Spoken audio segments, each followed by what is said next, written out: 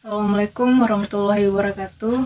Perkenalkan, nama saya Ramadhani Melisa Dewi dengan NPM 2003 10 10 10 173.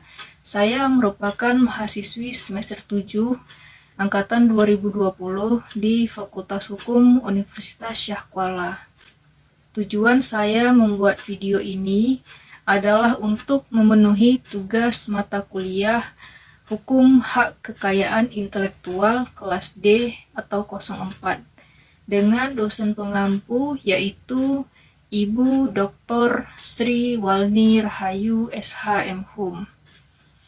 Baiklah, pada kesempatan kali ini saya akan menjelaskan mengenai hak paten.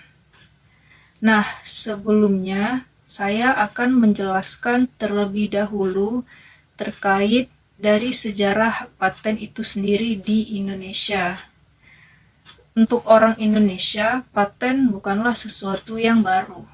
Sampai pada tahun 1945, tidak kurang dari 18.000 paten telah diberikan di Indonesia berdasarkan Undang-Undang Kolonial Belanda. Setelah kemerdekaan, pemberian paten tidak sebanyak tahun-tahun sebelumnya. Baru pada tahun 1970-an, pemberian paten meningkat seiring dengan meningkatnya pembangunan ekonomi di Indonesia. Yang mana peningkatan pembangunan ekonomi di Indonesia ini menimbulkan kesadaran di kalangan pemerintah untuk memperbarui peraturan di bidang hak kekayaan intelektual termasuk dalam hal paten. Proses reformasi itu diawali dengan diratifikasinya perjanjian dengan WIPO pada tahun 1979 dan kemudian ditindaklanjuti dengan masuknya Indonesia sebagai anggota Paris Convention pada tahun 1983. Selanjutnya di tahun 1989 DPR akhirnya mengesahkan Undang-Undang Nomor 6 Tahun 1989 tentang paten, yang mana undang-undang ini mengalami perubahan, yaitu menjadi Undang-Undang Nomor 13 Tahun 1997 dan mengalami perubahan menjadi Undang-Undang Nomor 14 Tahun 2001. Pada tahun 2016, pemerintah kembali memperbarui Undang-Undang Paten dengan mensahkan Undang-Undang Nomor 13 Tahun 2016 tentang paten. Tujuan dari adanya perubahan-perubahan tersebut adalah untuk menyesuaikan perlindungan hak kekayaan intelektual di Indonesia dengan standar nasional yang terdapat di dalam Perjanjian TRIPS. Nah, definisi paten menurut pasal 1 angka 1 Undang-Undang Nomor 13 Tahun 2016 tentang paten adalah hak eksklusif yang diberikan oleh negara kepada inventor atas hasil invensinya di bidang teknologi untuk jangka waktu tertentu melaksanakan sendiri invensi tersebut atau memberikan persetujuan kepada pihak lain untuk melaksanakannya.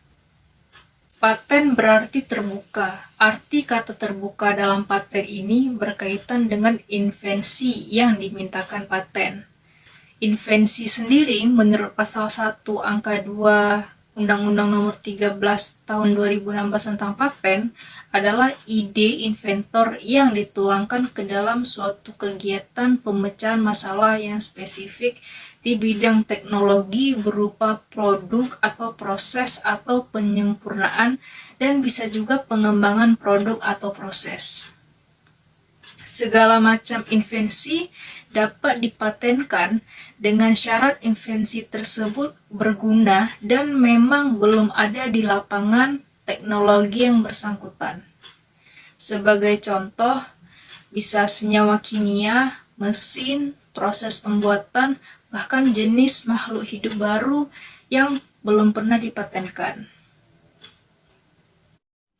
Hak yang diperoleh melalui paten adalah hak khusus untuk menggunakan invensi yang telah dilindungi paten serta melarang pihak lain melaksanakan invensi tersebut tanpa persetujuan dari pemegang paten. Subjek dari paten adalah penemu atau pemegang paten. Penemu adalah orang yang melakukan kegiatan intelektual yang menghasilkan suatu invensi. Sedangkan pemegang paten bisa jadi penemu itu sendiri atau pihak lain yang mendapatkan hak atas paten tersebut melalui proses yang sah seperti warisan atau perjanjian. Tidak semua invensi dapat dilindungi oleh paten. Hanya invensi yang memenuhi syarat yang dapat dimintakan perlindungan paten.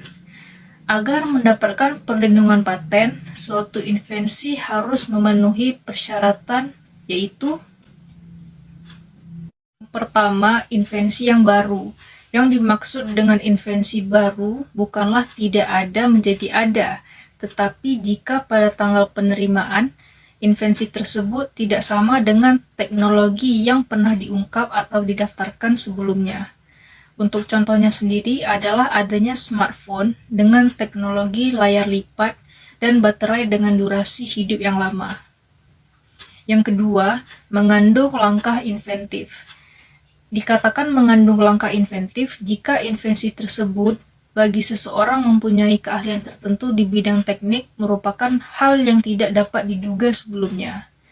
Misalnya, permohonan paten sikat gigi dengan kepala sikatnya yang bisa dilepas sehingga dapat dipasang dengan kepala pisau cukur, sehingga dapat difungsikan untuk mencukur. 3. Dapat diterapkan dalam industri. Invensi ini, jika invensi tersebut dapat dilaksanakan dalam industri sebagaimana diuraikan dalam permohonan. Jadi invensi berupa produk yang dapat diterapkan dalam industri itu harus mampu dibuat secara berulang-ulang atau secara massal dengan kualitas yang sama. Sedangkan jika invensi berupa proses, maka proses tersebut harus mampu dijalankan atau digunakan dalam praktek. Sedangkan invensi yang tidak dapat diberi paten meliputi A. Proses untuk produk atau pengumuman penggunaan atau pelaksanaannya yang bertentangan dengan peraturan perundang-undangan, bertentangan dengan agama, ketertiban umum, atau kesusilaan. Tier B. Metode pemeriksaan, perawatan, pengobatan, dan atau pembedahan yang diterapkan terhadap manusia dan atau hewan. Butir C. Teori dan metode di bidang ilmu pengetahuan dan matematika. Butir D. Makhluk hidup kecuali jasad renik. Butir E. Proses biologis yang esensial untuk memproduksi tanaman atau hewan, kecuali proses non-biologis atau proses mikrobiologis. Adapun hak pemegang paten, yang pertama itu pemegang paten memiliki hak eksklusif untuk mendapatkan invensinya dan memberikan persetujuan kepada pihak lain untuk melaksanakannya. Yang kedua, pemegang paten dapat memberikan lisensi kepada pihak lain untuk menggunakan invensinya. Dan yang ketiga, pemegang paten dilindungi hukum dari penggunaan invensinya oleh pihak lain tanpa izin. Adapun kewajiban pemegang paten yaitu pemegang paten wajib membuat produk atau menggunakan proses di Indonesia. Selanjutnya, pemegang paten harus menunjang transfer teknologi, penyerapan investasi, dan atau penyediaan lapangan kerja. Dan pemegang paten juga wajib membayar biaya tahunan untuk mempertahankan patennya. Pemegang paten juga memiliki tanggung jawab untuk tidak menyalahgunakan hak patennya, yang dapat menghambat transfer teknologi dan persaingan yang sehat. Selanjutnya, tata cara dan syarat permohonan paten di Indonesia.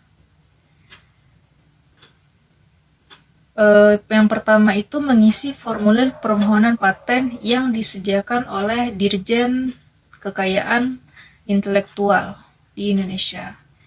Yang kedua, menyertakan deskripsi invensi secara lengkap dan jelas. Yang ketiga, menyertakan klaim yang mendefinisikan ruang lingkup perlindungan yang diminta. Yang keempat, menyertakan gambar jika diperlukan untuk memperjelas deskripsi dari invensi. Yang kelima, menyertakan abstrak dari invensi. Yang keenam, membayar biaya permohonan yang ditetapkan. Yang ketujuh, menyertakan surat kuasa jika permohonan diajukan oleh konsultan kekayaan intelektual. 8. Menyerahkan bukti berupa prioritas jika menggunakan hak prioritas. Adapun jangka waktu paten itu sendiri, paten biasa berlaku 20 tahun sejak penerimaan paten, sedangkan untuk paten sederhana adalah 10 tahun sejak tanggal penerimaan. Untuk menjamin kelangsungan paten dari tahun ke tahun, maka pemegang paten harus membayar biaya. Jika kewajiban membayar biaya tahunan ini tidak dipenuhi selama 3 tahun berturut-turut, maka paten dinyatakan batal demi hukum. Selanjutnya, lisensi. Lisensi ini didefinisikan sebagai izin oleh pemegang paten bersifat eksklusif maupun non-eksklusif.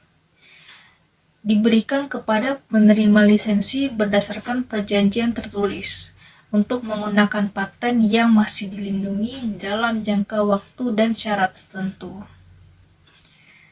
Terbagi dua, yaitu lisensi eksklusif dan non. Lisensi eksklusif ini adalah perjanjian yang memberikan hak kepada satu penerima lisensi untuk menggunakan invensi yang dilindungi paten. Ini berarti bahwa hanya penerima lisensi tersebut saja yang diperbolehkan untuk memanfaatkan invensi tersebut sesuai dengan ketentuan yang disepakati di dalam perjanjian lisensi. Selanjutnya, lisensi non-eksklusif adalah perjanjian yang memberikan hak kepada lebih dari satu penerima lisensi untuk menggunakan invensi yang dilindungi paten. Jadi dalam hal ini, pemegang paten masih dapat memberikan lisensi kepada pihak lain selain penerima lisensi yang sudah ada. Perjanjian lisensi harus tertulis dan memuat syarat-syarat yang disepakati oleh kedua belah pihak, termasuk jangka waktu dan kondisi penggunaan paten. Lisensi ini memungkinkan pemegang paten untuk mendapatkan royalti atau manfaat lainnya dari penerima lisensi yang menggunakan invensinya. Keuntungan dari sistem paten jika dikaitkan dengan perannya dalam meningkatkan perkembangan teknologi dan ekonomi adalah 1. Paten membantu menggalakkan perkembangan ekonomi dan teknologi di suatu negara. 2. Paten mampu menciptakan suasana yang kondusif bagi tumbuhnya industri-industri lokal. Yang ketiga, paten ini membantu perkembangan teknologi dan ekonomi negara lain dengan fasilitas lisensi. Yang keempat, paten ini membantu tercapainya ahli teknologi dari negara maju ke negara berkembang. Kerugian dari paten ialah biaya paten yang relatif mahal dan jangka perlindungan yang singkat, yaitu 20 tahun untuk paten biasa dan 10 tahun untuk paten sederhana.